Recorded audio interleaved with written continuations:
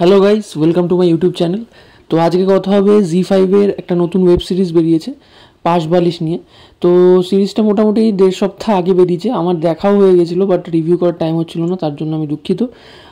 সিরিজটা নিয়ে আমার একটু মিক্সড রিয়াকশান, মানে আমি বলছি না একেবারে খারাপ হয়েছে আর খুব যে ভালো হয়েছে তাও নয়, মানে মোটামুটি।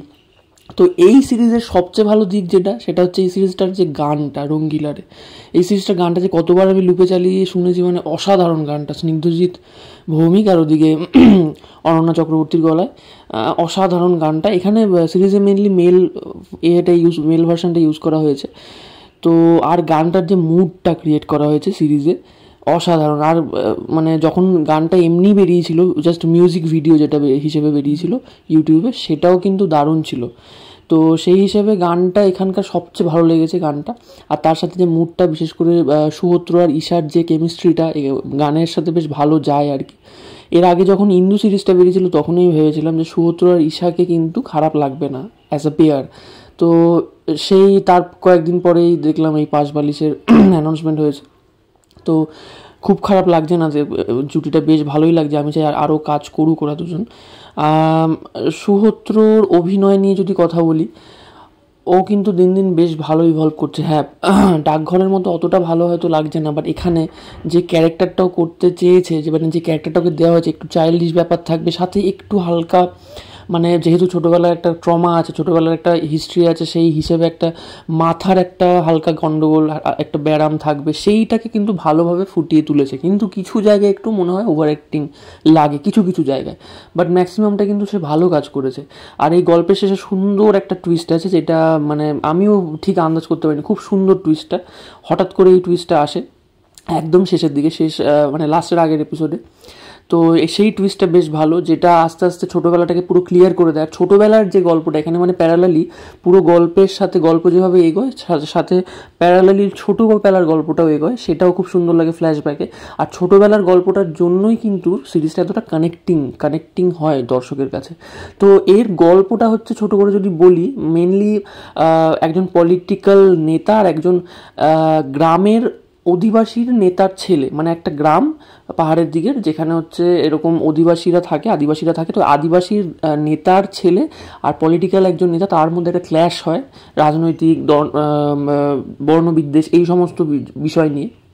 আর সেই আদিবাসী দলের নেতার ছেলে হচ্ছে সৌরভ, যে ক্যারেক্টারটা প্লে করছে। আর শঙ্করবাবু প্লে করেছেন হচ্ছে সেই পলিটিক্যাল নেতার চরিত্রটা, যে আবার ঈশার বাবার চরিত্র প্লে করেছে, মানে পালিত মেয়ে ঈশা, তার নিজের মেয়ে নয়।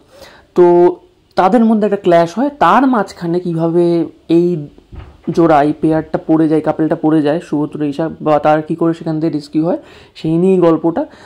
তারা কী কী সমস্যার মধ্যে পড়ে, আর এই পুরো ঘটনাটা একজন পুলিশ, যে হচ্ছে ঋষি কৌশিক প্লে করেছে যে রোলটা, সে পুরো ঘটনাটার সাক্ষী থাকে পুরো প্রথম থেকে শেষ অবধি। তো সেই ব্যাপারটা নিয়েই এই পুরো সিরিজটা। আরও বেশি জানতে হলে সিরিজটা দেখতে হবে। তো ঋষি কৌশিকের অভিনয় এখানে বেশ ভালো, যতটা দরকার ঠিক ততটাই করেছে।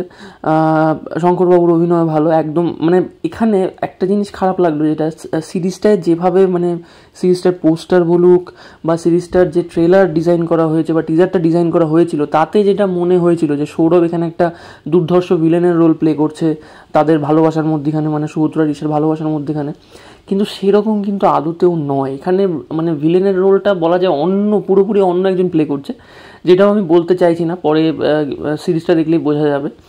তো সৌরভ কিন্তু এখানে সেই অর্থে সেই হিসেবে ভিলেনটা নয়, সে তার সাথে ক্ল্যাশ হবে ঈশার যে বাবা, মানে শঙ্করজি, তার সাথে একটা ক্ল্যাশ হবে অ্যাজ পলিটিক্যাল ভিউ থেকে। তো এখানে কিন্তু লাভ অ্যাঙ্গেলের যে সে ভিলেন হয়ে যাবে সেরকম ব্যাপারটা নয়।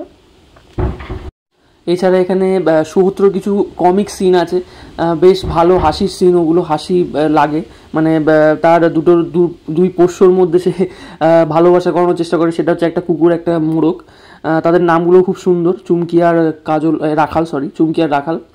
তো এই কিছু কিছু জায়গায় কমিক সিনগুলো কাজ করে। তো এখানে ভায়োলেন্স আছে, বাট সেটা খুব যে বেশি তাও নয়, পর্যাপ্ত পরিমাণেই আছে যতটা আছে। আর যেহেতু বললাম ওই ছোটোবেলাটা যেহেতু প্যারালালি দেখিয়ে গেছে, সেই জন্য গল্পটা অনেকটা বেশি কানেক্টিং। আর ছোটোবেলায় মানে তারা যে বাচ্চাগুলো এখানে অভিনয় করেছে না, ছোটোবেলার অভিনয়টা মানে হ্যাটস অফ, এত সুন্দর অভিনয় করেছে তারা, মানে বোঝাই যাচ্ছে না যে তারা মানে সবে সবে অভিনয় পা দিচ্ছে। খুব সুন্দর অভিনয় করেছে, একেবারে ন্যাচারাল অভিনয় করেছে, ভালো লাগছে দেখতে। যার ফলে কিন্তু সুহূত আর ঈশারও মানে যে কেমিস্ট্রিটা সেটা ইভলভ করেছে। তবে ঈশার ক্যারেক্টারটা আমার মনে হয় এখানে লেখাটা খুব মানে মানে ক্লিশে হয়ে গেছে, খুব বাজে লেখা হয়েছে তার চরিত্রটা। এক তো ঈশার অভিনয় খুব একটা ভেরিয়েশন আমি পাইনি, নর্মাল অ্যাজ ইউজুয়াল অভিনয় যেরকম। আর সত্যি কথা বলতে চরিত্রে যদি কিছু লেখা না থাকে সেরকমভাবে, তো সেইভাবে অভিনয় সেটা ফুটিয়ে তোলা একটু চাপের। তার চরিত্রটা একটু অন্যরকম লেখা যেতে পারতো আমার মনে হয়। কারণ আমি দেখতে পাচ্ছি মানে তার যে ঈশার একজন বয়ফ্রেন্ড থাকে, সে কে সেটাও একটা টুইস্ট, সেটা বলছি না। তো তার প্রতি তার যে টানটা, আর সুহূতর প্রতি তার যে টানটা, যেহেতু ছোটোবেলা থেকে তাদের মানে তারা একসাথে থাকতে চেয়েছিল, তাদের মধ্যে ভালোবাসা ছিল।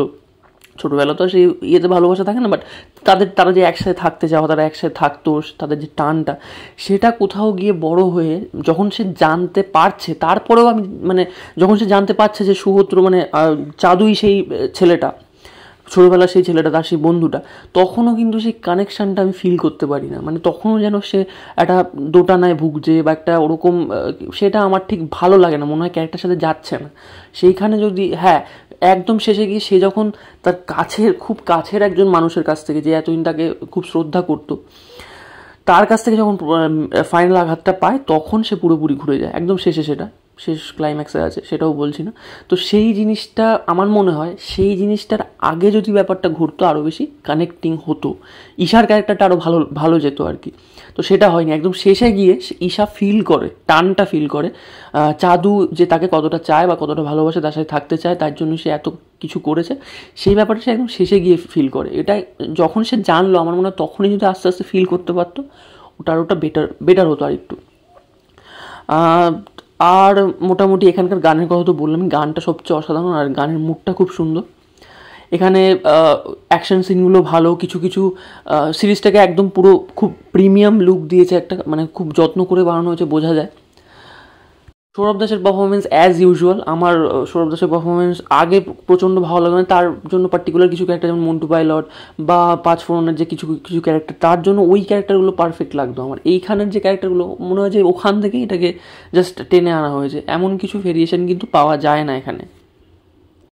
তবে সুহূত আর ঈশার যে কিছু কিছু সিন, কিছু কিছু সিকোয়েন্স এখানে ডিজাইন করা হয়েছে, সেগুলো বেশ ভালো লাগে, ভালো দেখতে লাগে সাথে গানটার জন্য। তো আরও ওরা একসাথে আরও কাজ করুক, আমি এটাই চাই। তো পাশবালিশ কিন্তু আপনারা সবাই দেখতে পারেন, এমন নয় যে একেবারে দেখার মতো হয়নি, বেশ ভালোই হয়েছে, আমার মতে খারাপ হয়নি, বেশ ভালোই হয়েছে। কিছু কিছু জায়গায় একটু খারাপ লেগেছে, যেমন এই যেগুলো বললাম, কিছু কিছু চরিত্র একটু লেখা একটু অন্যরকম করা যেতে পারতো, গল্পটা একটু অন্যভাবে বলা। এখানে কিন্তু গল্পের মধ্যে একটা দারুণ ব্যাপার ছিল, গল্পটা কিন্তু ভালো গল্প, বেশ অনেক মশলা ছিল দেওয়ার মতো, কিন্তু অতটাও মানে এক্সিকিউশনটা হয়নি। ক্লাইম্যাক্সটা একটু ভালো হতে পারতো, ক্লাইম্যাক্সের শেষে একটা বেশ ভালো রকম ইনভলভমেন্ট করা যাবে দর্শককে, কিন্তু তার আগে ক্লাইম্যাক্সটা আর একটু জোরদার হলে ভালো হতো।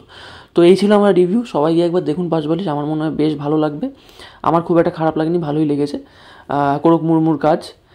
আর এই ভিডিওটা ভালো লাগলে অবশ্যই লাইক করে দেবেন আর চ্যানেলটা সাবস্ক্রাইব করে দেবেন। আজকে মতো টাটা, বাই বাই।